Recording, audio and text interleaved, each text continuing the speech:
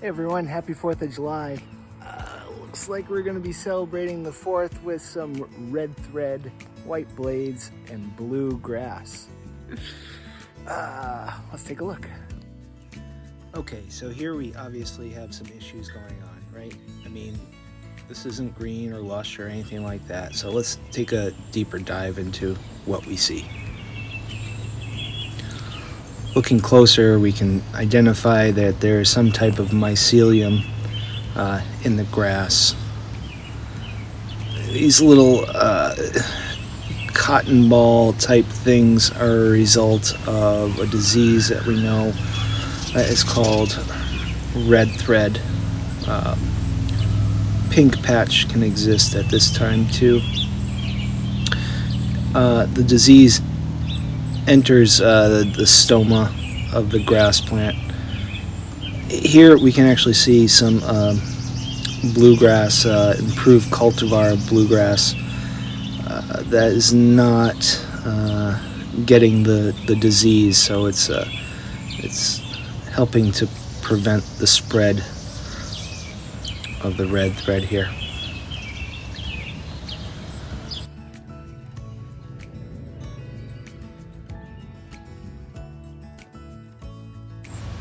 And here's some new growth coming through some struggling spots. And now for the next part, let's travel. Yeah.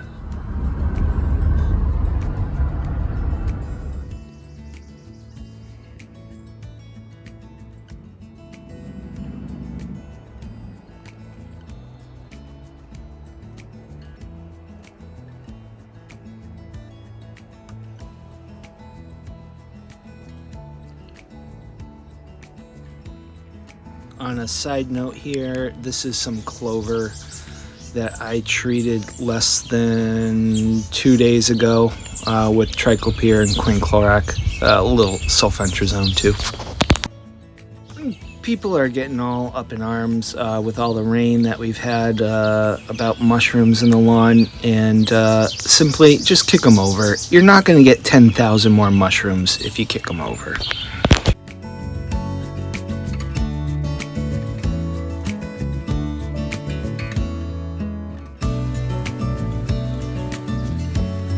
Well, looks like we're in a little bit of a rain delay here.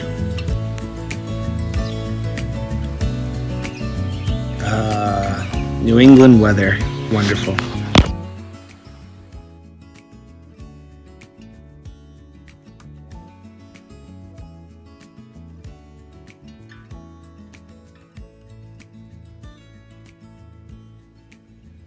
Now we're back at it. I want to show you here the hourglass form. The hourglass indicates duller spot.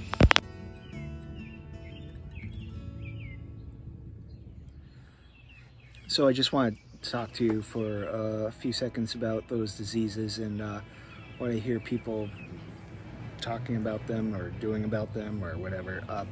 So here's the science behind red thread, right? So between 65 and 75 degrees, red thread's going to develop.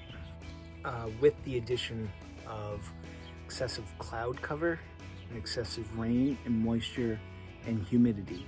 And everyone here knows we've had plenty of that.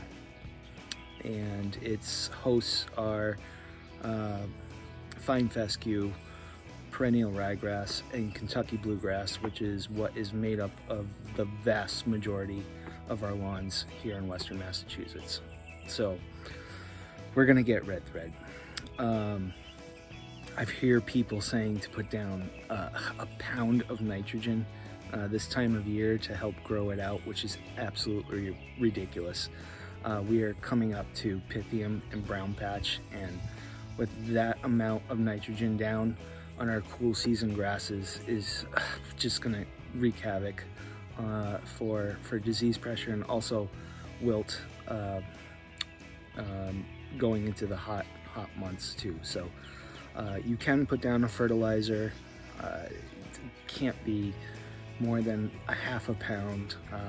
It can be 50-50, quick and slow release. I recommend doing that. With the weather coming up, we still have a lot of rain on the way, so we may want to consider using a fungicide. So what we put down this time of year for a fungicide is actually pretty important. A lot of people will say isoxystrobin for red thread, which is fantastic for red thread. I totally agree. However, isoxystrobin doesn't do anything for dollar spot. In fact, you can promote the dollar spot fungus by using azoxystrobin. And like I said, and I showed you, we already have dollar spot developing, so that's not going to help you in that. Also, you'll hear propiconazole as something that is recommended. Well, we're putting down a curative rate, and I want you all to know that propiconazole is a plant growth regulator. So if you want that damage or the disease damage to grow out, putting a growth regulator on it this time of year is not a good idea. One of the things I do recommend is actually using something called T-methyl or 3336. That's going to help you with both your red thread and your dollar spot disease.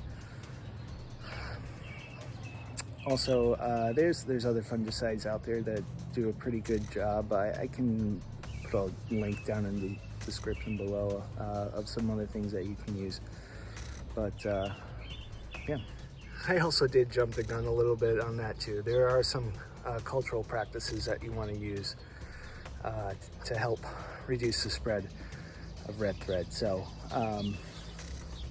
having sharp blades is definitely going to make a difference. And cleaning your mower every time you mow the lawn, so cleaning that out is really going to make a difference. There's debate on whether to leave the clippings or collect the clippings. A lot of the research that I've read says that it's not going to make any difference. You're also going to want to avoid doing any evening irrigation. Now, everyone here in Western Mass knows, like, the storms have been coming, and they've been coming, and and we can't do anything about them, right? So we just have to, do those right cultural practices: sharp blades, clean mower, water in the morning if we need it. Right now, I mean, we're at 4 inches of rain in the last 2, 3, 4 days, so the moisture's there. The humidity's up too, so we're just holding on right now. And I just want you to remember that red thread is mainly cosmetic. Very few cases where I've seen red thread actually kill areas of the lawn. I've seen it, it's rare, I wouldn't worry about it.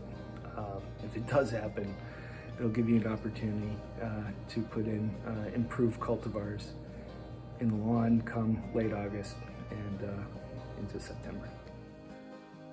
And remember, enjoy your lawn. Happy 4th of July. Take care.